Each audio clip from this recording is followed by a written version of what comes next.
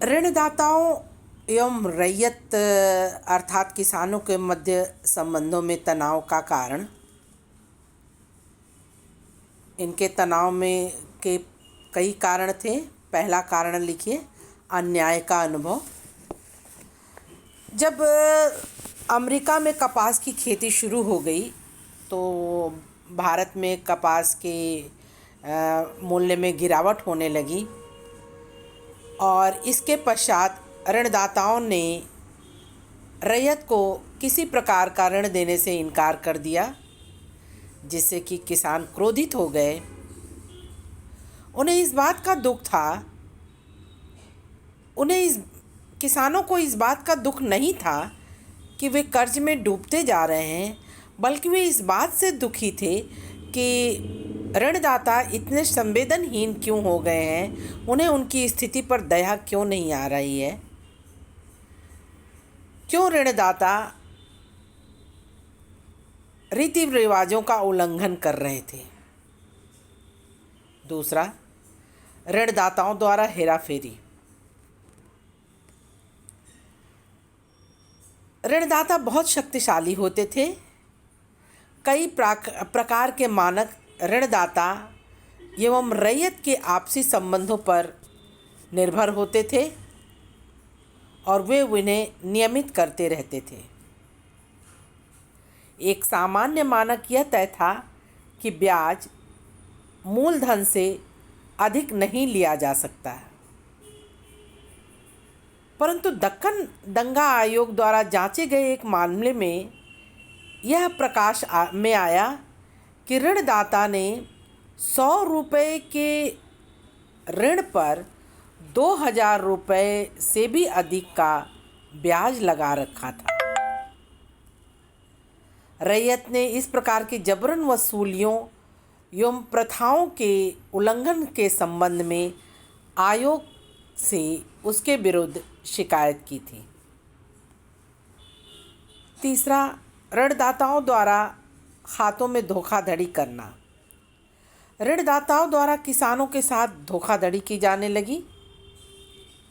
किसान ऋणदाता की कुटिलता एवं उनकी धोखेबाजी को समझने लगे थे। ऋणदाताओं द्वारा किसानों से दस्तावेजों पर हस्ताक्षर करवा लेना या अंगूठा लगवा लेना यह एक आम बात हो गया था। इस प्रकार किसान अपने ऋण की आवश्यकता में ऋणदाताओं के मनमानी के शिकार होने लगे थे। चौथा, परिसीमन कानून एवं ऋणदाताओं की चालाकी। रैयत द्वारा ऋणदाताओं को शिकायत मिलने पर अंग्रेजी सरकार 1859 ईस्वी में एक परिसीमन कानून पारित की, जिसका यह प्रावधान था कि ऋणदाता और रैयत के बीच हस्तांतरित ऋण पत्र केवल 3 वर्षों के लिए मान्य होगा। अर्थात इसका आशय यह था कि ब्याज को लंबे समय तक संचित होने से रोकना, और ऋणदाताओं ने इसे भी अपने चतुरता से अपने पक्ष में कर लिया। उन्होंने ऋणदाताओं ने कर्ज न अदा करने पर रैयत से 3 वर्ष पश्चात मूलधन एवं उनके ब्याज को जोड़कर पुनः मूलधन के रूप में नया दस्तावेज तैयार कर लेते थे और उस पर पुनः ब्याज लगाने लगते थे। इस प्रकार इन तरीकों से ऋणदाताओं द्वारा रैयत पर बहुत ही अत्याचार होने लगा और इसका कारण यह था कि रैयत में दक्कन विद्रोह उत्पन्न हो गया। इस विद्रोह के कारण ब्रिटिश सरकार ने एक जांच आयोग बैठाया, जिसे दक्कन दंगा आयोग कहते हैं। दक्कन दंगा आयोग का नाम दिया गया।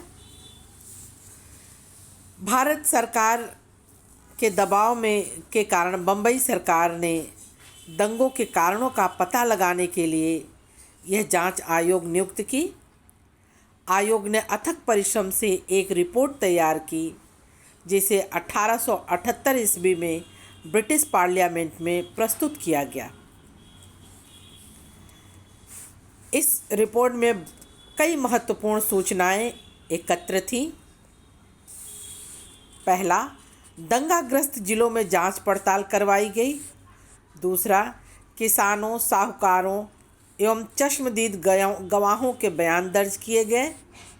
तीसरा, भिन्न भिन्न क्षेत्रों में राजस्व की दरों, मूल्यों एवं ब्याज से संबंधित आंकड़ों को एकत्रित किया गया। चौथा, जिला कलेक्टर द्वारा भेजी गई रिपोर्टों को संकलित किया गया और निस्संदेह यह रिपोर्ट उन दंगों के अध्ययन में महत्वपूर्ण सामग्री है।